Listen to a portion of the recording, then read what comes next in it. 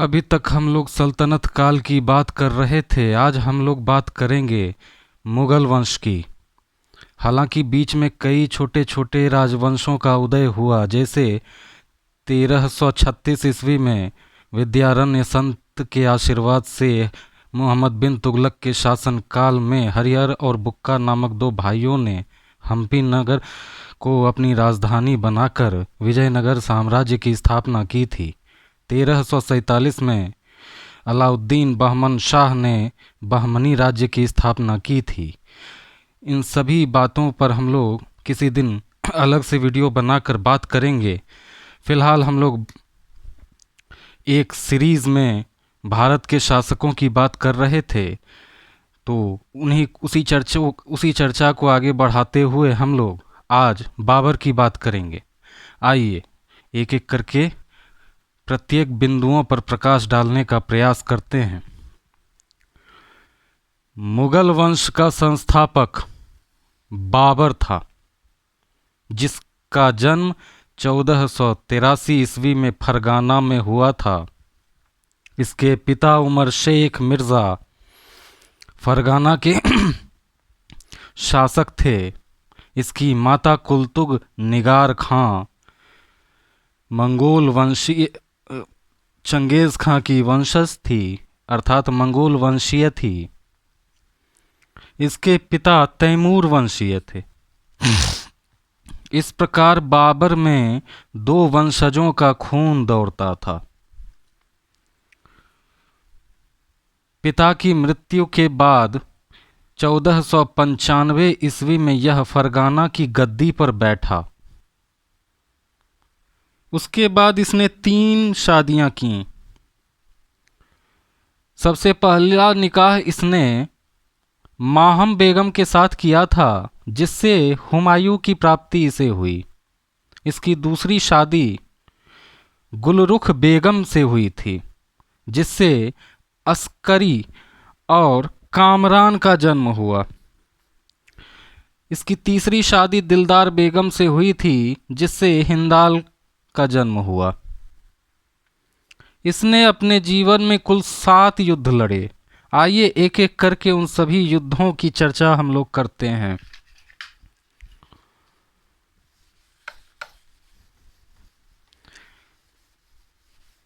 इसका सबसे पहला युद्ध शैबानी खां से हुआ था। शैबानी खां उज़्बेकों का नेतृत्व कर रहा था।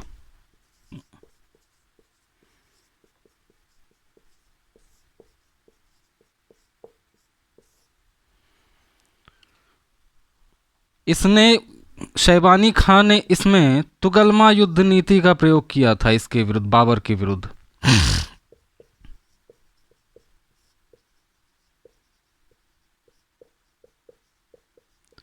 जिसको अंग्रेजी में ऑटोमन वॉर पॉलिसी भी कहते हैं।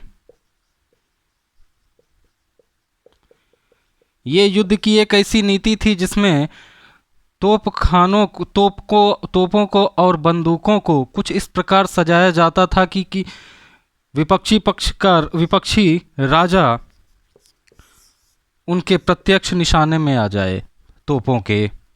इसी को तुगलमा युद्ध नीति कहा जाता है। बाबर की पराजय का प्रमुख कारण यही युद्ध नीति थी।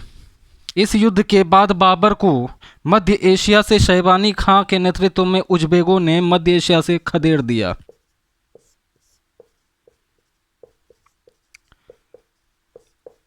इस युद्ध को हारने का इसे बहुत मलाल था।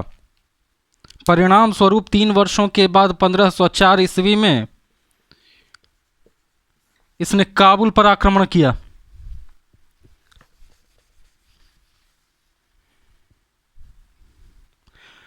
इस युद्ध में इसकी विजय हो गई। इस युद्ध में विजय के साथ ही इसने अपनी पैतृक उपाधि मिर्जा का त्याग कर दिया और पद पादशाही की परंपरा चलाई।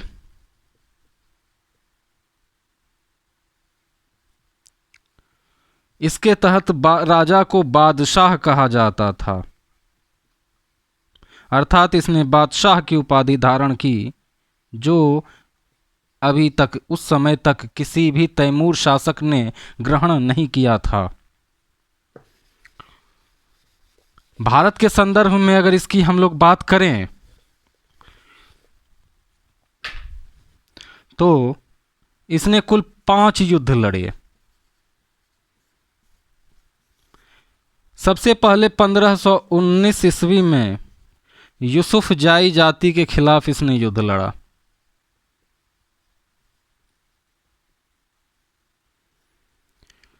उसके बाद 1526 ईस्वी में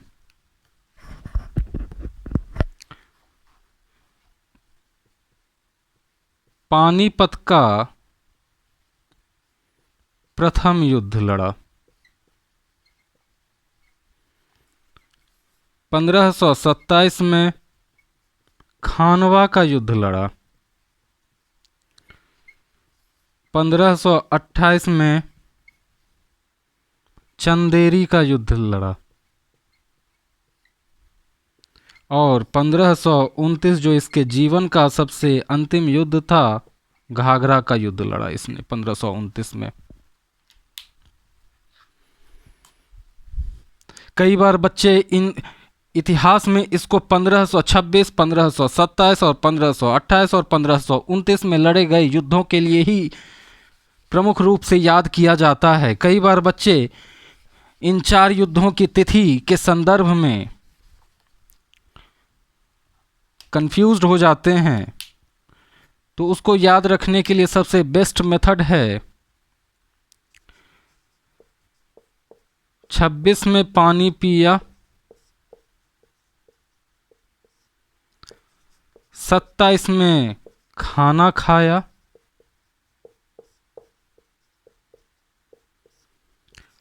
28 में चल दिया और 29 में घर पहुंचा।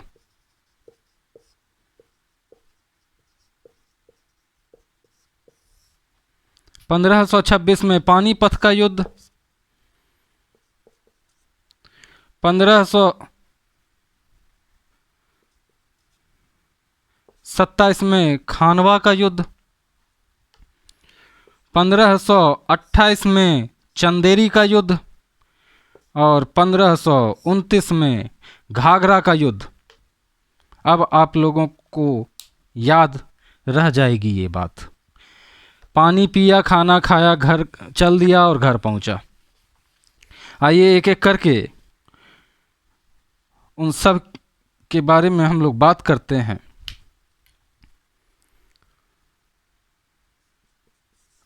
पंद्रह सौ 19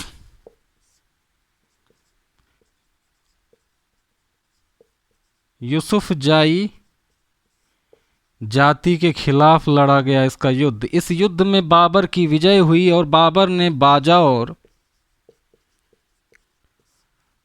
और भेरा पर कब्जा कर लिया।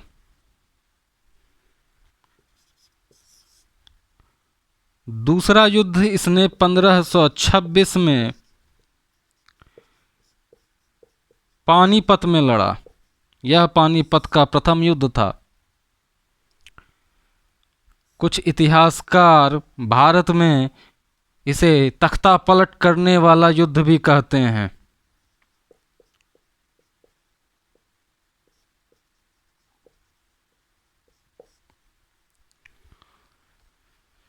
भारत में सबसे पहले अगर किसी ने तुगलमा युद्ध नीति का प्रयोग किया था तो वह था बाबर, और वह युद्ध पानीपत का प्रथम युद्ध था।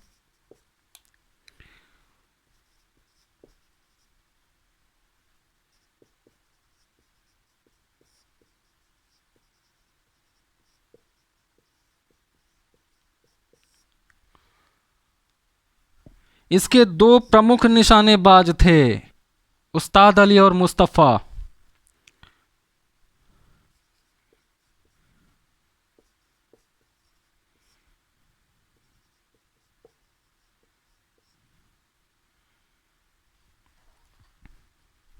उस्ताद अली तोप खाने का नेतृत्व संभाल रहा था। और मुस्तफ़ा बंदूक खाने का अर्थात बंदूकचियों का नेतृत्व संभाल रहा था। कहा जाता है कि इन्हीं दो व्यक्तियों के योगदान के कारण बाबर इस युद्ध को जीतने में सफल रहा।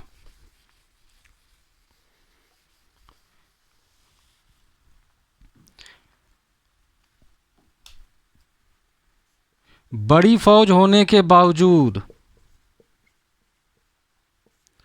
इब्राहिम लोदी पराजित हुआ और युद्ध में मारा गया। नियामत उल्लाह के शब्दों पर अगर गौर करें, प्रसिद्ध इतिहासकार थे, यदि इनके शब्दों पर गौर करें तो इनके अनुसार युद्ध स्थल में सल्तनत काल में या युद्ध स्थल में सल्तनत मारा जाने वाला सल्तनत काल का पहला सुल्तान इब्राहिम लोदी था, जो कि एक अफगान वंशीय था।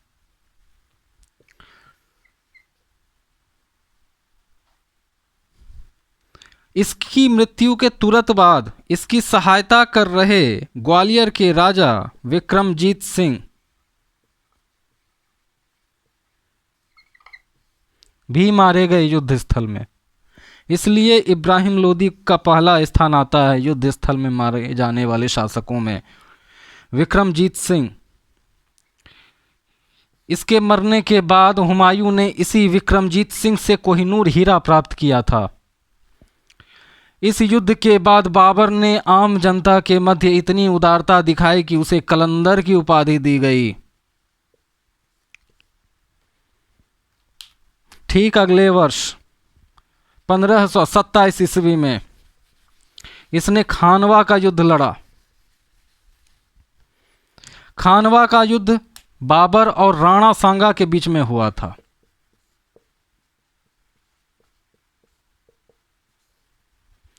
इसमें इसने जिहाद का नारा दिया था युद्ध में जाने से पहले।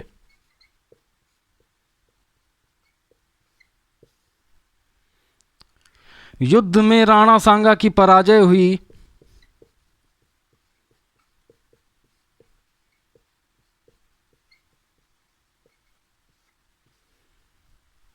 और इसने गाजी की उपाधि धारण की राणा सांगा को पराजित करने के बाद। हालांकि युद्ध में राणा सांगा की मृत्यु नहीं हुई। अगले वर्ष 1528 में किसी के द्वारा जहर दे दिए जाने के कारण राणा सांगा की मृत्यु हुई थी। इसका अगला युद्ध चंदेरी में हुआ था। मेदिनी राय को इसने पराजित किया था।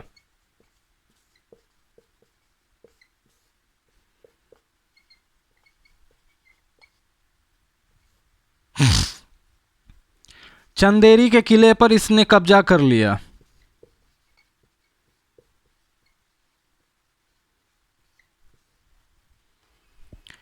उसके बाद इसका जो अगला युद्ध था ना, वो था 1529 घाघरा का युद्ध। इसने अफगान वंशीय महमूद लोदी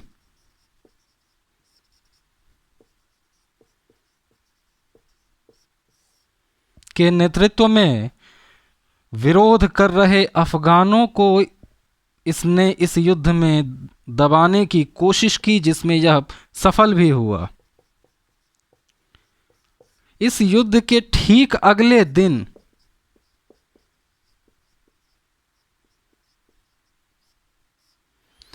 इसने बंगाल के तत्कालीन शासक नुसरत शाह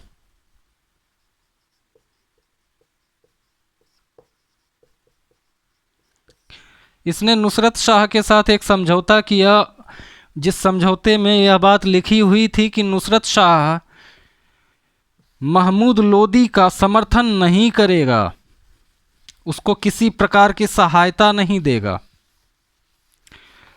बाबर के जीवन का यह युद्ध अंतिम था, यह अंतिम अभियान था बाबर के जीवन का।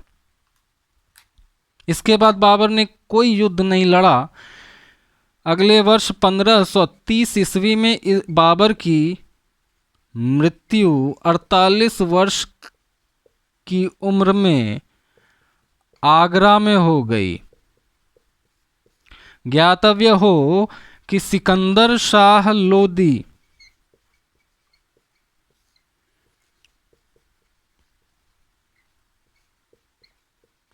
जो कि बहलोल लोदी का पुत्र था, ने राजस्थान के आसपास के क्षेत्रों के राजपूत शासकों पर नियंत्रण स्थापित करने के लिए आगरा शहर की स्थापना की थी और राजधानी का स्थानांतरण दिल्ली से आगरा किया था। तो पानीपत के प्रथम युद्ध में जब बाबर ने इब्राहिम लोदी को हराया तो उसने इस राजधानी पर कब्जा कर लिया, आगरे पर कब्जा कर लिया उसने, और उसे ही अपनी भी राजधानी बना दी।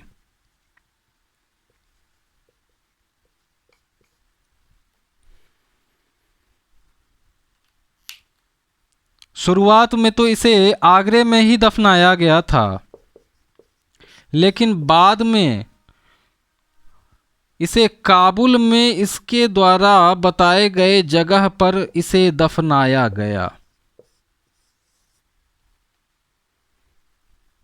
इसने मरने से पहले अपनी वसीयत तैयार की थी। इसका बड़ा पुत्र हुमायूं को इसने आदेश दिया था कि मेरे मरने के बाद मेरे वसीयत में लिखी सारी बातों का अक्षरशः पालन किया जाए। आइए देखते हैं कि इसकी वसीयत में क्या लिखा हुआ था। इसकी वसीयत में लिखा हुआ था कि इसके मरने के बाद उत्तराधिकार का युद्ध ना हो, इसको ध्यान में रखते हुए उसके राज्य का बंटवारा उसके पुत्रों के मध्य कर दिया जाए।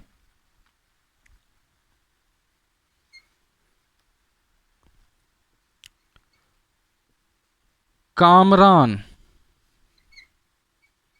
जिसकी मां गुलरुखी बेगम थी, कामरान को काबुल और कांधार दे दिया जाए।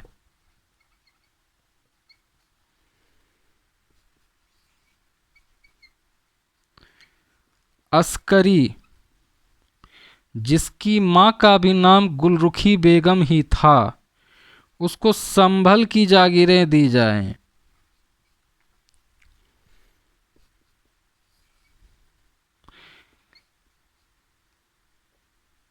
हिंदाल, जिसकी मां का नाम दिलदार बेगम था, उसको मेवाड़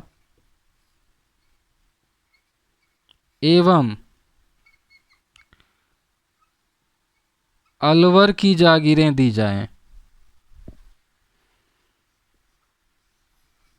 इसका एक भतीजा था जिसका नाम था सुलेमान मिर्जा।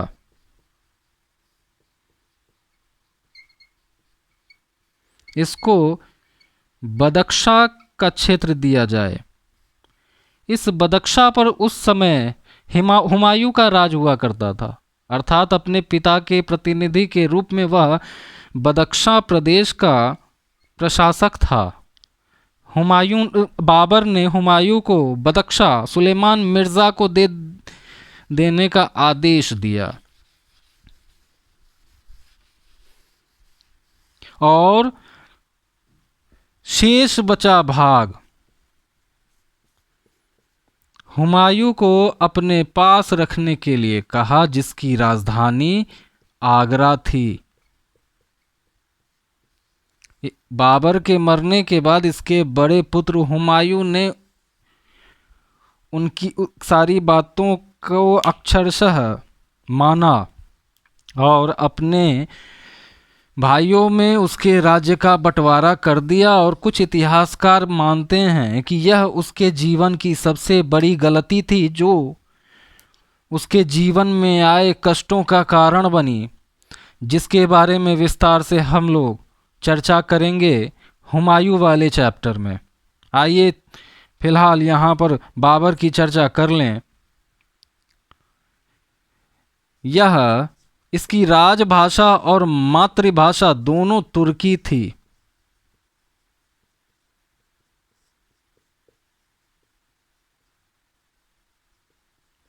यद्यपि इसकी मातृभाषा तुर्की थी, लेकिन यह अरबी और फारसी भाषाओं का भी ज्ञाता था।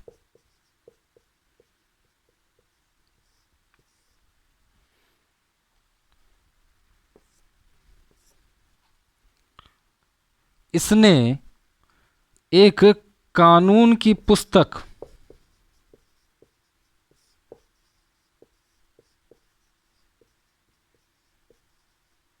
जिसका नाम था मुंबईयान की रचना की, लेकिन इस पुस्तक की रचना पद्य में है। वो नवीन प्रकार के पद्य शैली का उसने प्रयोग किया था। कई इतिहासकार इस पद्य शैली को मुंबईयान पद्य शैली कहते हैं, जिसका जन्मदाता बाबर था। इसने तुर्की भाषा में खत-ए-बाबरी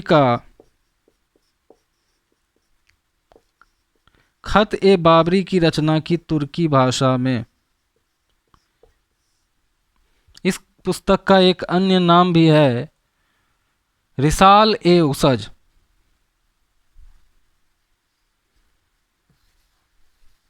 इसने तुर्की भाषा में ही अपनी आत्मकथा तुजुके बाबरी की रचना की, जिसका फारसी में अब्दुर्रहीम खान खाना ने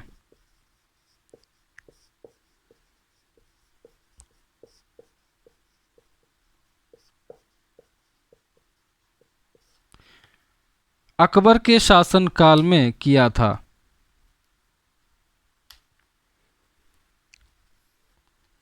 यह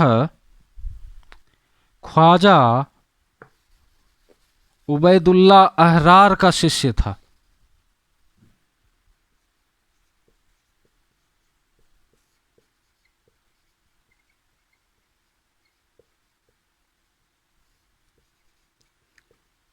अर्थात ख्वाजा उबैदुल्ला अहरार इसके धार्मिक गुरु थे।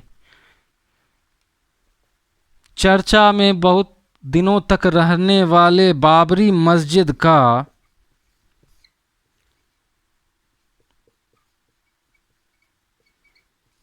निर्माण इसके सेनापति मीर बाकी ने करवाया था।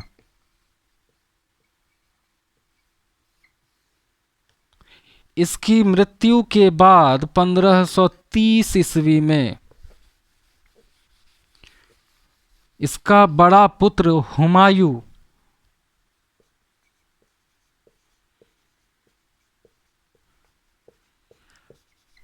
आगरे की गद्दी पर बैठा।